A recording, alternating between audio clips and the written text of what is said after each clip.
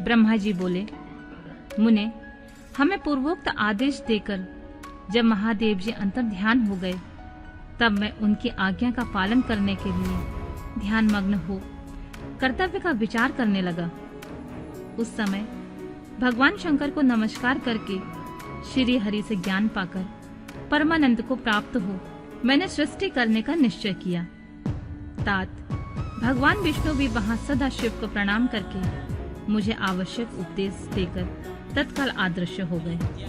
वे ब्रह्मांड से बाहर जाकर भगवान शिव की कृपा प्राप्त करके बैकुंठ धाम में जा पहुंचे और सदा वहीं रहने लगे।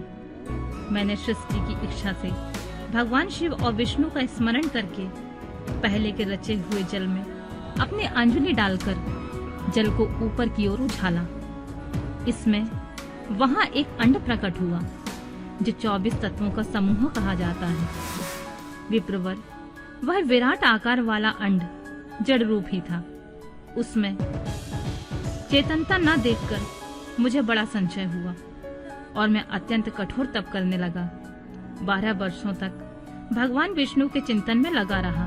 तात वह समय पूर्ण होने पर भगवान श्री हरि स्वयं प्रकट हुए और बड़े प्रेम से मेरे अंगों का स्पर्श करते हुए मुझसे प्रसन्नता पूर्वक बोले, ब्राह्मण, तुम वर मांगो, मैं प्रसन्न हूँ। मुझे तुम्हारे लिए कुछ अदेय नहीं है। भगवान शिव की कृपा से मैं सब कुछ देने में समर्थ हूँ। ब्रह्मा बोले, महाभाग, आपने जो मुझ पर कृपा की है वह सर्वथा उचित है, क्योंकि भगवान शंकर ने मुझे आपके हाथों में सौंप दिया है। विष्णु, आपको नमस्कार है। आज मैं आपसे जो मांगता हूँ उसे दीजिए। प्रभु, वह विराट रूप 24 तत्वों से बना हुआ अंड किसी तरह चेतन नहीं हो रहा है, जड़ीभूत दिखाई देता है। हरे, उस समय भगवान शिव की कृपा से आप यहाँ प्रकट हुए हैं। अतः शंकर के सृष्टि शक्ति या विभूति से प्राप्त हुए इस अंड में चेतनता लाइए। मेरे ऐसा कहने पर शिव की आज्ञा में तत्पर रहने वाले महाविष्णु ने अनंत रूप का आश्रय ले उस अंड में प्रवेश किया। उस समय उन परम पुरुष के सहस्त्रों मस्तक, सहस्त्रों नेत्र और सहस्त्रों पैर थे। उन्होंने भूमि को सब ओर से घेरकर उस अंड को व्याप्त कर लिया। मेरे द्वारा भली भांति स्तुति की जाने पर श्री विष्णु ने उस अंड में प्रवेश किया। तब वह 24 तत्वों का विकार रूप अंड सचेतन हो गया। पाताल से लेकर सत्यलोक तक की अवधि वाले उस अंड के रूप में वहां साक्षात श्री हरि विराजने लगे। उस विराट अंड में व्यापक होने से वे प्रभु वैराज पुरुष कहलाए। पज्यमुख महादेव ने केवल अपने रहने के लिए सुरभ में कैलाश नगर का निर्माण किया, जो सब लोगों से ऊपर सुशोभित होता है। देवर्षि, संपूर्ण ब्रह्मांड का नाश हो जाने पर वैकुंठ और कैलाश, इन दोनों धामों का कभी नाश नहीं होता है। मुनि श्रेष्ठ, मैं सत्यलोक का आश्रय लेकर रहता हूँ। तात महादेव जी की आज्ञा से मुझ में सृष्टि रचने की इच्छा उत्पन्न हुई है। बेटा, जब मैं सृष्टि की इच्छा से चिंतन करने लगा, उस समय पहले मुझ में अनजान में ही पापपूर्ण तमोगुणी सृष्टि का प्रादुर्भाव हुआ, जिसे अविद्या पज्जक अथवा पज्ज पर्वा अविद्या कहते हैं। तत्पश्चात प्रसन्नचित होकर शंभु की आज्ञा से मैं पुनः अनासक्त भाव से सृष्टि का चिंतन करने लगा। उस समय मेरे द्वारा स्थावर संज्ञक के वृक्ष आदि की सृष्टि हुई, जिसे मुख्य सर्ग कहते हैं। यह पहला सर्ग है। उसे देखकर तथा अपने लिए पुरुषार्थ का साधक नहीं है, यह जानकर सृष्टि की इच्छा रखने वाले मुझ ब्रह्मा से दूसरा स्वर्ग प्रकट हुआ, जो दुख से भरा हुआ है। उसका नाम है तिर्यक स्त्रोता।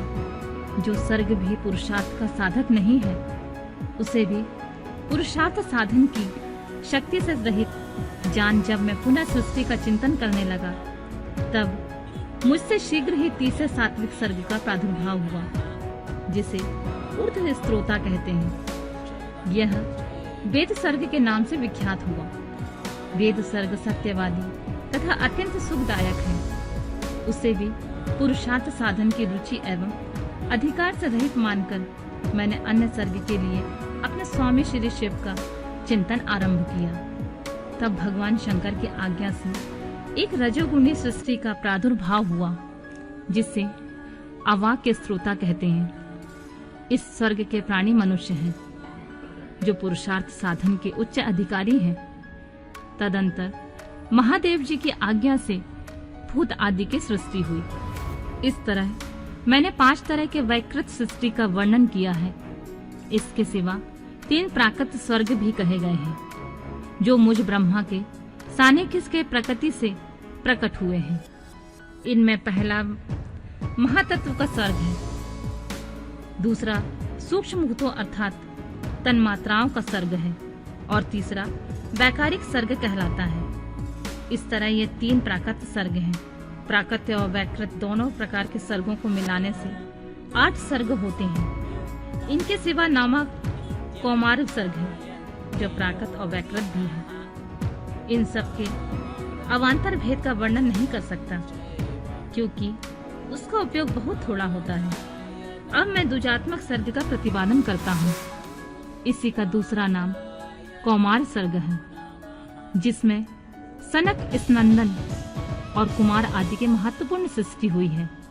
सनक आदि मेरे 4 मानस पुत्र हैं, जो मुझ ब्रह्मा के समान ही हैं। वे महान वैराग्य से संपन्न और उत्तम व्रत का पालन करने वाले हैं। उनका मन सदा भगवान शिव के चिंतन में ही लगा रहता है। वे संसार से विमुख और ज्ञानी हैं। उन्होंने मेरे आदेश देने पर वे सृष्टि के कार्य में मन नहीं लगाया। मुनि श्रेष्ठ नारद सनकादि कुमारों को दिए हुए नकारात्मक उत्तर को सुनकर मैंने बड़ा भयंकर क्रोध प्रकट किया। उस समय मुझ पर मोह छा गया था। उस अवसर पर मैंने मन ही मन भगवान विष्णु का स्मरण किया। वे शीघ्र आ गए और उन्होंने मुझे समझाते हुए मुझसे कहा, तुम भगवान शिव की प्रसन्नता के लिए तपस्या करो मुनि श्रेष्ठ। श्री हरि ने जब मुझे ऐसी शिक्षा दी, तब मैं महाघोर एवं उत्कृष्ट तप करने लगा। सृष्टि के लिए तपस्या करते मेरी दोनों भौएं और नासिका के मध्य भाग में, जो उनका अपना ही अभिमुक्त स्थान था, महेश्वर के 3 मूर्तियों में अन्यतम पूर्वांश सर्वेश्वर और दया सागर भगवान शिव का अर्धनारीश्वर रूप में प्रकट हुए, जो जन्म से रहित तेज की राशि सर्वज्ञ है। उन नील लोलित नामधारी साक्षात उमा बल्लभ शंकर के सामने देखकर बड़ी भक्ति से मस्तक झुकाकर उनकी स्तुति करके मैं बड़ा प्रसन्न हुआ। उन देव देवेश्वर से बोला, प्रभु आप भांति भांति के जीवों की सृष्टि कीजिए। मेरी यह बात सुनकर उन देवाधिदेव महेश्वर रुद्र ने अपने ही समान बहुत से रुद्र गणों की सृष्टि की। तब मैंने स्वामी महेश्वर महारुद्र से कहा, देव आप ऐसे ही जीवों की युक्त हो। मुनि श्रेष्ठ मेरी ऐसी बात सुनकर करुणा सागर महादेव हंस पड़े और तत्काल इस प्रकार बोले, विधाता मैं जन्म और मृत्यु के भय से युक्त अशोभन जीवों की सृष्टि नहीं करूंगा, क्योंकि वे कर्मों के अधीन हो दुख के समुद्र में डूबे रहेंगे। मैं तो दुख के सागर में डूबे हुए उन जीवों का उद्धार मात्र करूंगा। गुरु का स्वरूप धारण करके उत्तम ज्ञान प्रदान करके उन सबको संसार सागर से पार करूंगा। प्रजापति दुख में डूबे हुए सारे जीवों की सृष्टि तो तुम ही करो। मेरी आज्ञा से इस कार्य में प्रवृत्त होने के कारण तुम्हें माया नहीं बांध सकेगी। मुझसे ऐसा कहकर श्रीमान भगवान नील लोहित महादेव मेरे देखते ही देखते अपने पार्षदों के साथ वहां से तत्काल तिरोहित हो गए।